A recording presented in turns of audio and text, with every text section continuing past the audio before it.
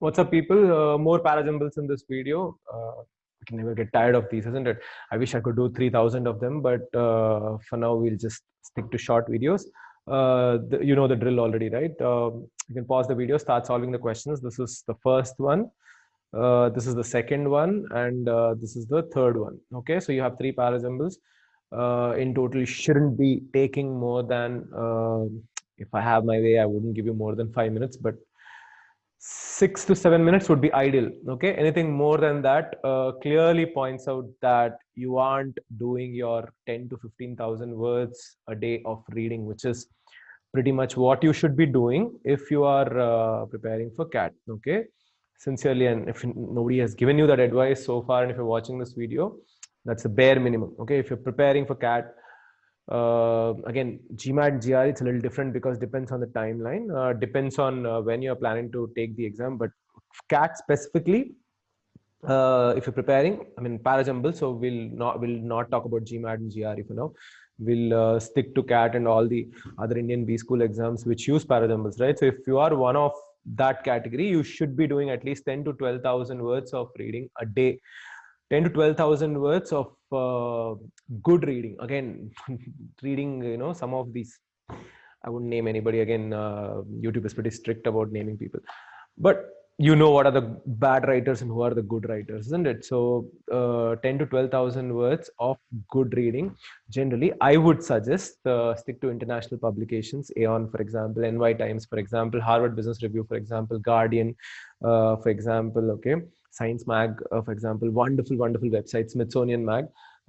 Any of the CAT sources too would do. Okay, simple way of finding out where you should be reading stuff from. Just CAT paper, past questions, just Google them, find the sources. From there, 10 to 12,000 words of reading a day. Okay, and if you're reading from Aeon particularly, you would want your reading speed to be over 175 words per minute at least. Okay, ideally the 99 percentile is looking at a reading speed of about 275 to 300 words per minute, unless your critical reasoning skills are really good. If your critical reasoning skills are really good, or you have a good memory, you can read once and remember, then you can do really well even with a reading speed of about 200 words per minute. But ideally, you want to buy some time for yourself to think, especially when the options are close or the questions are tight, and that's why you need a good reading speed. Okay, remember, comprehension aside, the more you read, better your brain is at identifying these words, right? Shapes. At the end of the day, what you see, English has a different, the way English is written, for example, compared to the way Telugu is written or Tamil is written or Hindi. Okay, brain needs to get acclimatized to that. The words, the pronunciations, all these things, your brain needs to get used to them. Familiarity is very important, isn't it? So even if you do not understand anything from a 1,000-word article and you just read it, it will still help you at the end of the day. Okay, so stick to the reading. Anyways, enough Gyan. We'll look at the questions now. They afford us the dream world of a space where you can safely breathe heavily, unmasked, indoors with 9 other players and 3 refs on the same basketball court. So you see a they here, isn't it? I should literally pop out when you're looking at a parajumbles question and you see on the left side, if you remember, always look at the left side of questions. I see but here and I see these bubble games, isn't it? So anyway, they afford us, something afford us the dream world. Okay, here again your subject verb agreement comes to your rescue. It's a wonderful grammar rule. The moment you see they afford us the dream world, isn't it? They is plural, therefore afford. Okay, so a lot of students, when you speak English, you get it wrong sometimes. Remember, okay, the S is, if it's plural here, the subject is plural here, the S will not be here. Okay, but please do not use the term plural verb. I mean, I've heard some even English teachers using that term. There's nothing called a plural verb. It's just that when the subject is plural, the verb doesn't have an S. Okay, when the subject is singular, the verb has an S. Okay. Anyway, so they afford us, because it's a plural subject, they afford us the dream world of a space where you can safely breathe heavily. Isn't it? Positive word here, isn't it? Safely, positive word here. Unmasked, indoors with 9 other players and 3 refs on the same basketball court. I have felt for the NBA players whose season was abruptly arrested as it was getting good. I felt, okay, is an idiomatic expression. Felt what is not a question you should be asking. Feel for somebody, it means you are sympathizing with those people. Okay, and we know why the author is sympathizing, because their season was abruptly arrested. Negative. But now, so tone is changing. I also envy the careful setup that their filthy rich sports league can afford. Okay, so this is what you call an independent sentence. What's an independent sentence? A sentence that does not depend on other sentences for context or for grammar. And you are looking for sentences like these in a parasamples question to ignore. Okay, because they're not going to help you much. Please do not get into the bad habit of just making up your mind that if you see an independent sentence, it has to be an introduction sentence. It doesn't work like that. Okay, never ever try to find out what you call the introduction sentence. And this again, I notice in a lot of gyan being given by English teachers. And okay, hey, this looks like an independent sentence, therefore it looks like an introduction sentence. There's nothing called an introduction sentence when it comes to para jumbles. Anybody who tells you this is an introduction sentence, it comes later. When you organize the sentences, you will realize something is an introduction sentence. But just by without even looking at the rest of the paragraph, just because something is independent, you don't make it an introduction sentence. Okay, please do not make that mistake, for the simple reason that you can end up having 4 independent sentences, or a parajumble question could be given to you from the middle of an article, or it could be the last paragraph of a long passage. It could be anything. Okay, so don't hardwire your thinking saying any independent sentence is going to be the introduction sentence. The first sentence of a paragraph can be a dependent sentence. Okay, can be a dependent sentence because it follows from the last sentence of the previous paragraph. Anyways, so this is again an independent sentence, not going to help us much. But okay, which is a contrast marker, if you remember. But, however, nevertheless, especially the wonderful clues for you in parajumbles. But they also televise this newly risky world of face masks and 6 feet of conversations mediated by plexiglass and video screens. So this newly risky world of face masks. Okay, so it's negative, right? And there's a contrast marker. Yes, so I would want a little bit of positivity in front of it, okay, before this, because there's negative and there's but. So this part, whatever precedes 3, has to be positive. These bubble games remind us minute by minute what life is like now. Okay, now in going with the gyan I gave you just a minute earlier, okay, an independent sentence need not start the paragraph. For example, this here, the moment you see these, you are like, okay, these is there, these here is acting like an adjective, but these obviously is also a pronoun. Okay, so the sentence preceding any sentence that has these bubble games must be talking about games. Okay, but we do not have any other sentence that's talking about games. Clear? So what does it tell you? 4 has to be the starting sentence of my paragraph. Anybody who goes by that, hey, I'm looking for an introduction sentence, kind of hardwired wrong logic, will get this wrong straight away. And that's it. That's the end of your question. But such an easy thing to realize, isn't it? Just a little bit of common sense, nothing else. These, the pronoun has to point to the previous sentence. The previous sentence has to talk about games. You do not see games in this. You do not see games in this. You do not see games in this. Therefore, the sentence cannot be sneaked into the middle of a paragraph, because, hey, let's say if I put 4 after 3, or if I put 4 after 2, or after 1, it will be breaking the most important pronoun rule, isn't it? The pronoun sentence follows the noun sentence immediately. It's a tight couple. So straight away I know 4 has to be the starting sentence of my paragraph. Done. These bubble games remind us minute by minute what life is like now. Neutral. Okay, and I need a positive sentence here. So I know that this 3 can't follow 4, but this is the positive sentence I have, and I have a they here. What does they refer to? Has to refer to a plural noun again, isn't it? Which is the plural noun? Obviously, bubble games is the plural noun. These bubble games remind us minute by minute what life is like now. They afford us a dream world. That they has to be bubble games, because, hey, I don't see any other plural noun either, isn't it? So 4-1 becomes my block. This is positive. There is a contrast marker. There is negative. So obviously 3 follows next. Done. So 4-1-3 is something you should be getting. The big question is, where do you put 2? Okay, and if you got 2-4-1-3's order, you already know what mistake you made. You just assume, hey, 2 is an independent sentence, just put it in the beginning. And or you were hardwired to believe that 4 has a pronoun in the beginning, so can't be the starting sentence of a paragraph. And you were wrong, obviously, and I hope you learn from this mistake. Okay, so where do I put 2 is a big question. Obviously, you realize by now that I cannot separate 4-1-3, because 1 is tightly coupled to 4, because 1 has they, okay, and 3 has a contrast marker. So 4-1-3 is a block, and I can't put 2 in front of 4, as you would notice. Why can't I put 2 in front of 4? Because I told you these bubble games. So if I put 2 in front of 4, 2 has to speak about games. Otherwise, you're breaking a pronoun rule. right? So 2 can't come here. What is left for 2? 2 has to come here, isn't it? Simple. Okay, let's look at next question. Any work of art or theatrical play tinged with supernatural elements became a surefire hit. Now, what you call what you would call this sentence is a grammatically independent sentence, but contextually not independent. Okay, how do you know it's not contextually independent? Because talking about past tense as if you're following up on a story, right? Any work of art or theatrical play tinged with supernatural elements became a surefire hit, meaning when? That's the obvious question. I need that before this sentence, but it is grammatically independent because this sentence does not need any other sentence. There's no pronouns. What is a grammatically independent sentence? No pronouns. Okay, no contrast marker. So grammatically there's an independent sentence, but contextually it's not. So good reader would know became a surefire hit when. That's the obvious question.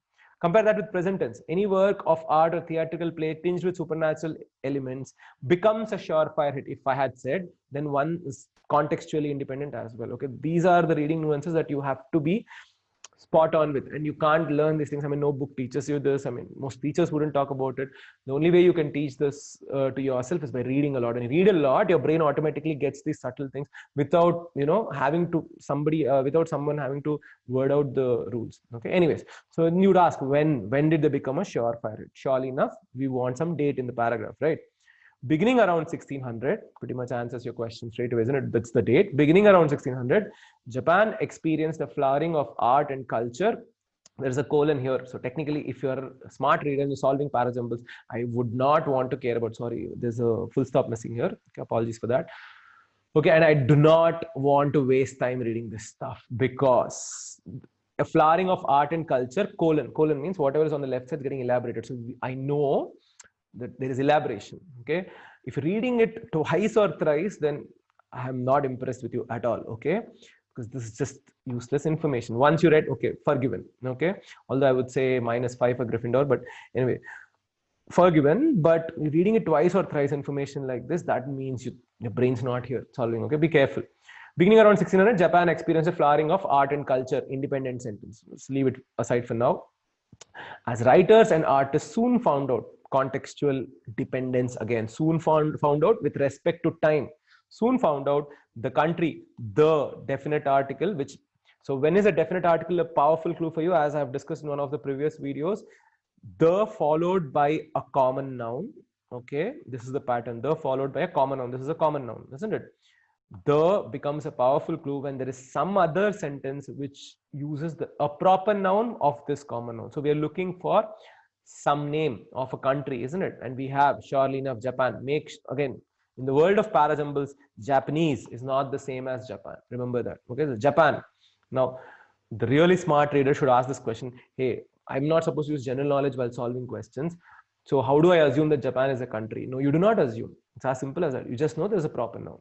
So probably that's the name of the country. That's how you should be thinking about it. Because instead of Japan, it could be some XYZ country's name you have not even, ever heard of. Which is, and you do not use general knowledge when you're solving questions ever. Okay, remember that. So the country was hungry for tales of magic and Japanese monsters called yokai. And I'm seeing only one proper noun. So that country has to be Japan. Okay, so you know that 3 is dependent on 2. Okay. All of these Edo period phenomena led to a flourishing industry of reading material for all classes, in many ways a forerunner of manga. Again, 5 points to Gryffindor if you read manga. Okay, those who read manga would know why it is so awesome.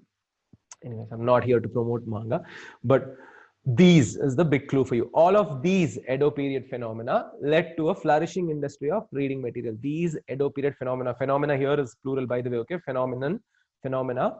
So you're looking for plural. Where else have you seen plural? Any work of art or theatrical play tinged with supernatural elements became a surefire hit. We're only talking about a work of art. It's not a plural. Beginning around 1600, all this happened, and then we have theater and this and that, right? All this stuff. So you know that, sure enough, even still, we still don't need to read this. I just know this is these Edo period phenomena because there's nothing here, there's nothing here. So it has to be this list. Don't even have to read it, isn't it? That's why I said, wasted time reading it, you should know. There's some stuff you don't read in parajumbles. Okay, read everything in an RC passage. You read everything at least once. In parajumbles, the first part of the sentence is almost always more important, unless there's a connector and you want to see what is connecting to this. Okay, lists and all that, definitely don't read them in parajumbles because you'll be solving parajumbles under pressure. In the last 5 minutes or 7 minutes. I mean, with the new format and shortened time, 40 minutes, then you will have extra trouble. You need to be solving, if there is a paradoxical question, one can never speculate, but you have to be able to solve these questions really fast. Okay, anyways, so I know that 4 has to follow 2, right? So 2 and 4 becomes a mandatory block. Done. Now, as writers and artists soon found out, so one thing I know instinctually is that it has to come after the date, right? So beginning around 1600 is a starting point. As writers and artists soon found out, the country was hungry for tales of magic, has to come somewhere after 2, okay, because 2 is where I got the date. Similarly, any work of art or theatrical play tinged with supernatural elements became a surefire hit after the date. I also know that 2 and 4 is a block. I can't put anything between 2 and 4. Why can't I put anything between 2 and 4? Because there's a pronoun, guarding, closely connected. Okay, so 2 and 4, so it has to be either 2 4 3 1 or it has to be 2 4 1 3. How do I decide? There are two ways of going about it. Okay, number one, as writers and artists soon found out, the country was hungry for tales of magic and Japanese monsters called yokai. Okay, any work of art or theatrical play tinged with supernatural elements became a surefire hit. Now the question is, if I went with 2 4 3 1, what am I doing it? The country was hungry for tales and of magic. This comes first. Okay, this is the part that we have to be careful about. Tales of magic and Japanese monsters. Any work of art or theatrical play tinged with supernatural elements became a surefire hit. Now this is consequence, isn't it? That's the critical reasoning part to it. As I've discussed in one of the previous videos, when there are two sentences and they're independent, there is no role of grammar, again, because grammar always comes first. When grammar is not playing a role, grammar is not helping you, and you have two sentences, two independent sentences, the upstream sentence comes before the downstream sentence. Now how do I know whether one is upstream or three is upstream? Three is the event, isn't it? And one is the consequence of the event. Now how do you know one is the consequence of the event? Became a hit. The country was hungry. The country is hungry, therefore a work of art or theatrical play becomes a hit, isn't it? So 3 comes first, then 1 comes. Or in other words, 3 is your upstream argument, 1 is the downstream argument, because the event comes before the consequence. Okay, there's another way of going about it, which is your vocabulary method. In parajumbles, people with really good vocabulary generally do well, because you make all those amazing word connections which don't stand out. Okay, like this: Japanese monsters called yokai. The country was hungry for tales of magic and Japanese monsters. A play tinged with supernatural elements became a surefire hit. So you automatically make this connection straight away, right at the beginning when you're reading 1 and 3. 1 and 3 are together, right? Now how do I know that 3 has to come 1 again in this method, through in this vocabulary method? Because any work of art we are talking about, so writers and artists found out that the country is hungry. Any work of art therefore has to come afterwards, because only when someone's hungry, they're hungry for XYZ, tales of magic and Japanese monsters. That's why something with supernatural elements worked well. So if you connect that magic, monsters and supernatural, you straight away know that if someone's hungry for this, then only supernatural elements will work well, isn't it? So 2 4 3 1 becomes your order. I hope you did not get 2 4 1 3 as the answer. But if you are one of those people who pick 2 4 1 3 as the answer, you have to stop here and introspect. Okay, what made me pick 1 in front of 3? Okay, and I'll tell you, more often than not, your reason would have been, you would have said, okay, any work of art is one idea, big idea, and tales of magic and Japanese monsters is a smaller idea. So 1, I'll put 1 first, and then I'll put 3. That would have been your logic. That's still not such a bad mistake to make. Okay, so I don't want to really banish you or anything for making a mistake like that. You still deserve my respect. But the mistake you made here is that if you take any work of art, if you're justifying to yourself that any work of art is a bigger idea than specific details like tales of magic and Japanese monsters, you have to ask a question: is sentence 1 really talking about any work of art? No. Sentence 1 is not talking about any work of art. Any work of art would have actually been a bigger idea, but there is a modifier here. Any work of art or theatrical play that is tinged with supernatural elements. So tinged with supernatural elements is what you call an adjective modifier. It's a phrase working like an adjective. It's giving you the quality of this noun phrase called any work of art. So not all works of art. It's just those tinged with supernatural elements. Okay, therefore 1 becomes a smaller idea than 3. If it were just any work of art, okay, any work of art or theatrical play becomes a hit when it represents the ethos of a particular time period. If that were the sentence, let's say, then 1 would come in front of 3. And then I would say, as writers and artists soon found out, country was hungry for tales of magic would follow 1. Okay, because it's actually any work of art. But here there's an adjective modifier. That's why grammar is so important. Again, grammar is not boring. If you go a little deeper into it and check out all the beautiful rules, you will see that you can literally play around with all this stuff. Okay, anyways, so 2, 4, 3, 1 will be the answer to this question. Let's look at the next one. Considerable labor and attention are required to give even a reasonable account. You straight away know it's grammatically independent, not contextually independent. Because what do you mean by contextually dependent? It has a missing piece. Okay, what's the missing piece here? Considerable labor and attention are required to give even a reasonable account. Reasonable account of what? Reasonable description of what is the question, isn't it? So contextually dependent, grammatically independent, because no pronouns, no contrast markers, right? In truth, okay, remember, in truth, although it talks about truth, is a negative connector. Okay, in truth works like but, like however, like nevertheless. This is actually a double clue for you. Now, just because there are 2 negative markers doesn't mean it becomes a positive marker. Okay, in truth, however, works the same way as in truth, comma, the history of the violin, or however, the history of the violin.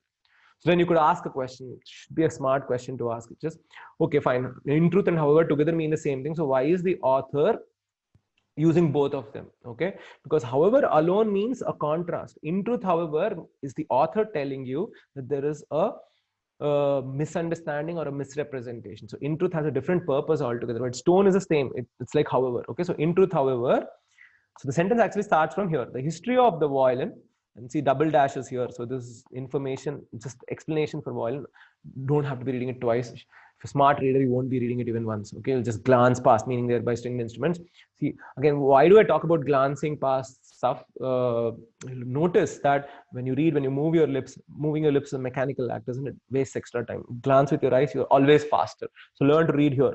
But a lot of people can't read here because there's always so much noise in your head. Therefore, you have to have a calm head. Should not be reading anything. Okay, one of the things I used to do in a different era in an ancient time would be to read a lot at traffic signals and bus stops. You should just sit and read books and railway stations and all that, because it helps you focus. You pick up habits like reading despite all the noise, and that will happen on the big day, on the exam day. That noise will be there. So it's important for you to it has stood with me for all these years, and it's a really good thing to practice. Okay, a lot of you test takers, I know, you just sit in your nice cozy room, shut down the window. I mean, some of you even have soundproof rooms, nicely put an agarbatti in a corner and then have a coffee mug and read in a very posh manner.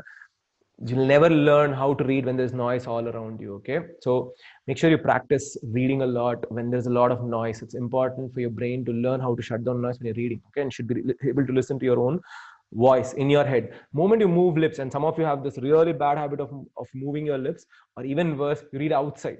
It's going to waste a lot of time. Anyways, in truth, however, the history of the violin is a subject of great difficulty, and the origin seems lost in obscurity, hidden. This is negative, so there's a contrast marker. So in front of that is something that's the opposite of obscurity. Okay, fiddles, again, vocab should come to your rescue here. Fiddles, we're talking about violin again. Were played on, they suppose. So I'm looking for a plural noun. If you notice, there's no plural noun here. There's no plural noun here. So obviously this sentence has to, these two have to come together. Okay, so even without reading 4, I know that 4, 3 is a block, because 1 and 2 don't have anything that represents they. So if 4 has something, otherwise if 4 doesn't have plural noun, then obviously 3 will be the starting sentence of the paragraph. Anyways, fiddles were played on, they suppose, some time back, perhaps by the Greeks and the Romans. There's a semicolon. Okay, and then see, this is how sometimes parajumbles waste your time. They have heard of Nero playing the fiddle, Rome was burning, and have been told the best fiddles are called cremonas. All useless information, isn't it? First time you'll end up reading them really fast. Therefore, again, one more reason why glancing is so important. We don't want to read information that's not useful to us, but you still have to glance to see what's there. If I just glance, I know, okay, some examples are given, so I don't need to care. Glancing is enough there to understand. You may not be able to comprehend it, but you can see Nero, proper noun, Rome was burning, reading phrase by phrase, and it's in blocks you're reading them. Fiddles were played on, they suppose, sometime back, perhaps by the Greeks and the Romans, and a bunch of other things. Example. Okay. It may seem to those but imperfectly acquainted with the subject that not much can be said respecting the history of the violin. This is where I have my plural. Where do I have my plural? Okay, here. It may seem to those. Now, people look at those again. This is, you have to be careful here, right? If unless you're a good reader, you'll make mistakes like this. Those, so it should follow some sentence which has a plural noun, but no, those is pointing inwards here. Those is not pointing outwards. Whom is it pointing to? Those but imperfectly acquainted. But imperfectly acquainted is an idiomatic expression again. But imperfectly acquainted meaning it may seem to those but imperfectly acquainted with the subject. So those who don't understand the subject well think that not much can. Now you may ask the subject, it says, okay, which subject we don't know, right? So for could be contextually dependent. I need some sentence that talks about subject, but the subject comes here, respecting the history of the violin. So be careful always. This is one of the idiosyncrasies of English language, that something incomplete comes in the beginning. It may point to a previous sentence or it may point to the right. For example, he who knows how to stay calm will always win under pressure. If I say, he's not pointing to something outside the sentence, it's pointing to something inside the sentence. It's pointing to the person who stays calm. Okay, same thing here.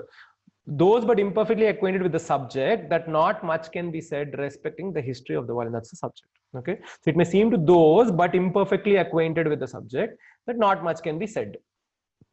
Okay, so not much can be said. What kind of sentence is this? This is going to be a negative sentence. Now there is a they here. Fiddles were played on, they suppose, sometime back, perhaps by the Greeks and the Romans. So 4 and 3 becomes my easy block because I have a plural noun and I have a they. Done. Now in truth, however, the history of the violin is a subject of great difficulty and the origin seems lost in obscurity. In truth, that's, see, remember, in truth, that's why it's important. It's important because without in truth, if only however were there, you would have been confused because you're asking, hey, however is being followed by negative. I need positive, but I don't have any positive in 4 and 3. So how is however as a contrast marker working? That's why I said in truth is telling you, don't look for a contrast of the usual nature. Look for something that's misunderstood or misrepresented. What is a misrepresentation? Not much can be said respecting the history of the violin. So you know that 4 and 2, okay, I know 3 is there in the middle, but let's ignore that for a brief while. But I know that 4 and 2 are the block, okay, logical block. So it may seem to these guys that not much can be said, but in truth, the history of the violin is a subject of great difficulty and it seems lost in obscurity. Okay, now we also know that 2 and 1 is a block. How do you find out that 2 and 1 is a block? Because saying difficulty, okay, that's why considerable labor. What is labor? Hard work, isn't it? So it's difficult. That's why considerable labor and attention are required to give even a reasonable account. Reasonable account of what? Of the subject. Okay. Obviously, one can't follow 4 because not much can be said, he's saying. Not much can be said can't be followed by considerable labor and attention. When he's saying it's a subject of great difficulty, now you see the contrast, right? Not much can be said. Hey, a lot can be said. It's difficult. Considerable labor and attention are required to give even a reasonable account. So 2 and 1, 1 block. 4 and 3, 1 block. No prize for guessing that 4, 3 obviously will come ahead of 2, 1 block. For the simple reason that 2 starts with in truth, however. So if you make the 2, 1 block and you made the 4, 3 block, you don't have to worry about, 2 following 4. Don't need to care. 4, 3, 2, 1 will automatically become the order. Okay. If you benefited from this video, please share and subscribe. Okay. Until next time, take care.